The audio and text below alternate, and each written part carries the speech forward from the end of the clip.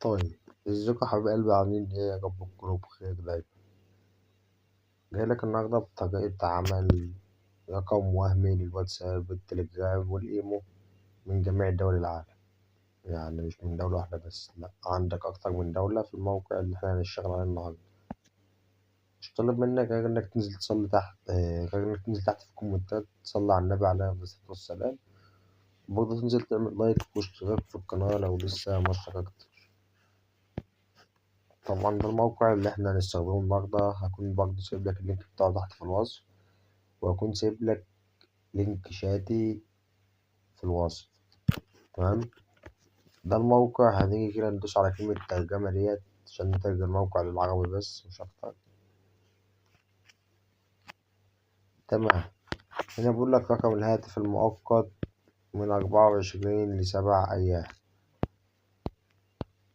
عندك هنا أول ما تفتح الموقع هيجيب لك أرقام اللي شايفها قدامك ديت من الأحدث للأقدم.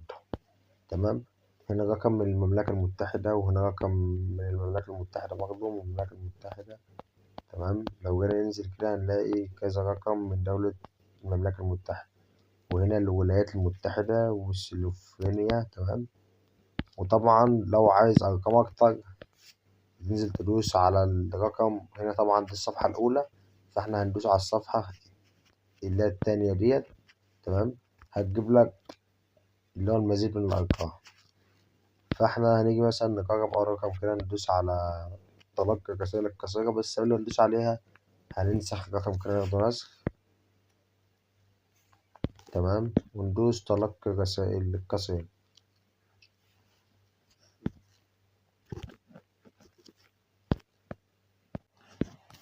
هنا بيقول لك قم بتحديث هذه الصفحة للحصول على الرسائل. ستحصل على رسائل خلال 10 ثواني.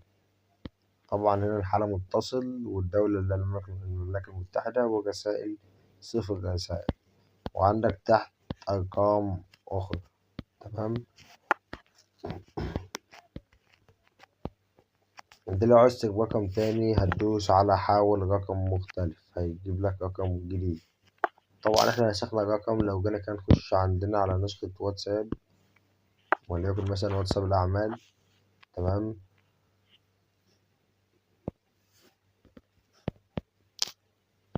ونضيف دي كده ونعمل التالي، وهنا هننتظر لحد ما التحميل ده يخلص. طبعا هيجيب لك حاجة من الاتنين، يا إما إن الرقم شغال زي ما انت شفت قدامك كده، يا إما إن الرقم محذوف. وهنا الرقم شغال. هندوس على قلم تتلقى الكود. طبعا هنا حد طالب الكود اهوت. تمام. حاجة الكود بتاع الرقم، مش هنقدر نبعت كود قبل 19 ساعة. فأنت كل اللي هتعمله مش هتطلب اتصال، لأن طبعا زي ما أنت عارف إن معظم المواقع ما بتجيبش اتصال، تبقى بتجيب رسائل نصية بس.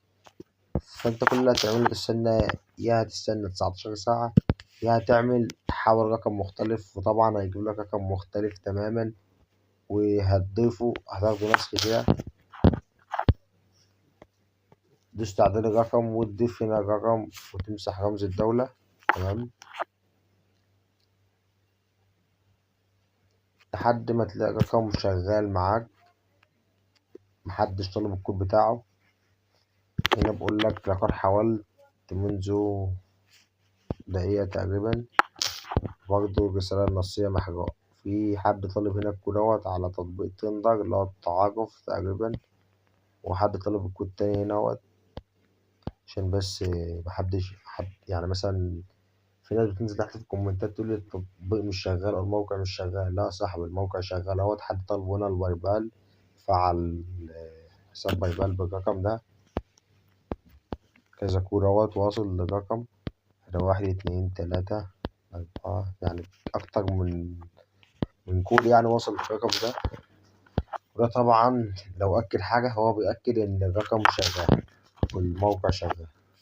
طيب، فأنت هتفضل تدوس على اللي هي رقم مختلف اللي هي تحت ديت، تحاول رقم مختلف، أو هتختار أنت رقم مختلف من تحت من هنا كده.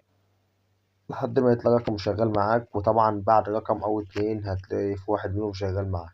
طيب لو افترضنا إن الرقم ده شغال دلوقتي والكود أو الرسالة النصية شغالة مش محظوظة، فهندوس إرسال رسالة نصية، وهتيجي عندك كده على اللي هي تحديث أحدث الرسائل القصيرة اللي هتعمل تحديث الصفحة، هتدوس عليها هيعمل تحديث الصفحة كده. ولو في أي أكواد جديدة هتلاقيها ظاهرة لك فوق الكود اللي هو الأخير ده، هتلاقي ظاهر لك كود هنا كده واتساب، طبعا بيكون مكون من 6 أرقام.